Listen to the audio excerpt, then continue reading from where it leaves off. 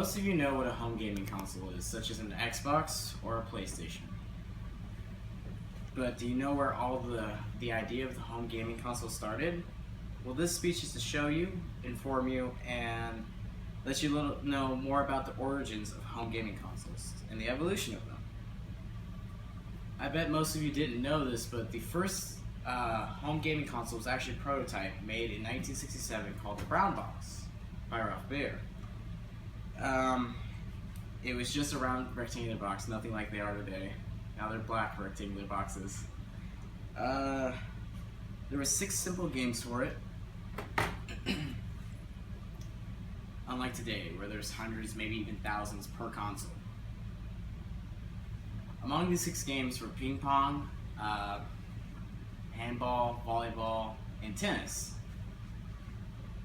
Although it wasn't until 1972 that the first official home game console was released, called the Magnavox Odyssey.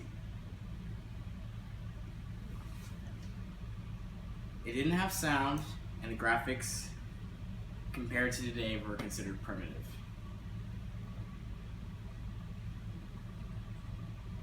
The next big console to be released was actually from, after the Magnavox Odyssey, was from the arcade classic company Atari, making such games as Spin Cycle and Pong.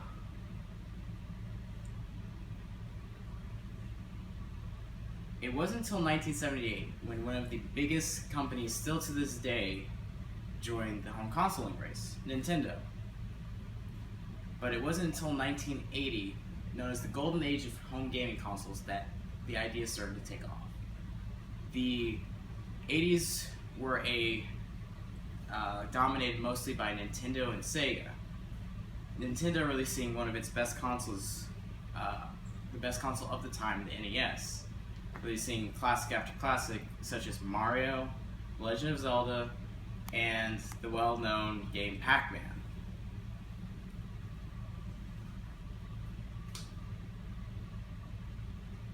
Sega released their first console in the early 1980s called the SG-1000. It wasn't well known because it did not take off in America.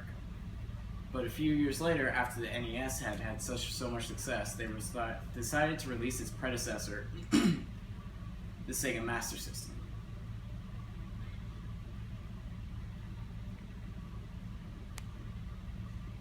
This was also the time that genres of video games decided to take off, from going from built-in games such as tennis and handball to genres of fighting games, adventure games, racing games.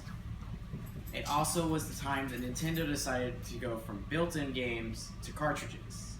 This was a very big jump because this had allowed gamers to have more variety.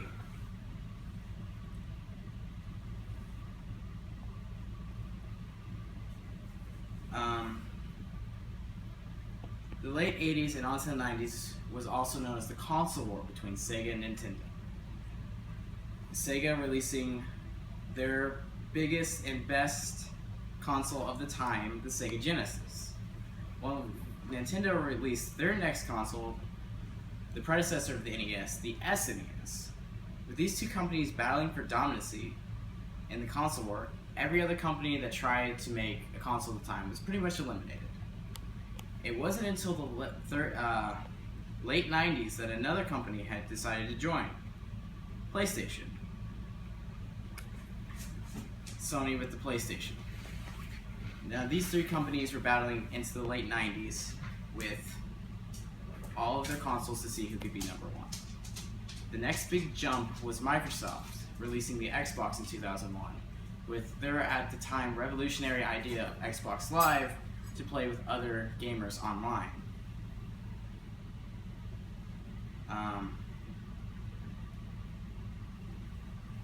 After years of experimenting with different consoles and different ideas to make them better, these companies had revolutionized the gaming industry, from what started as a little prototype with 6 little games on it to what they are today.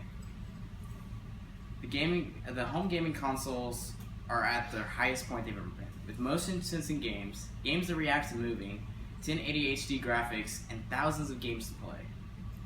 PlayStation is currently on its 4th installment of the PlayStation, beating the original PlayStation in all standards. Xbox, with its newest console, the Xbox One, allowing you to play with anyone in the world with, as they say, high-speed connection, has gone a long way from its original Xbox and Xbox Live idea. Nintendo is on its newest installment, the Wii U, a long way from the NES. Hard to believe that the first gaming console didn't have sound, color, or good graphics, right? This just goes to show you how much not only home consoles have evolved, but technology altogether.